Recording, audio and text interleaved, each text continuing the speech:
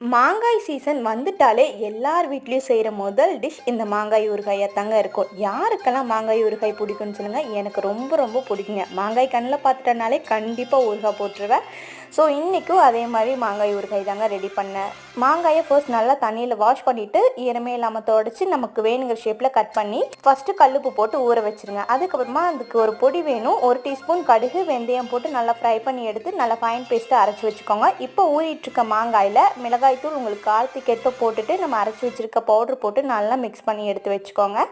தாளிப்புக்கு உங்களுக்கு வேணுங்கிற அளவுக்கு தாராளமாக நல்லெண்ணெய் ஊற்றிக்கலாங்க. அது கூட 1 டீஸ்பூன் கடுகு 1 டீஸ்பூன் வெந்தயம் போட்டு நல்லா புரிஞ்சதுக்கப்புறமா இறக்கும்போது கொஞ்சமாக மஞ்சள் தூள் போட்டு இறக்கி அதில் ஊற்றுங்க.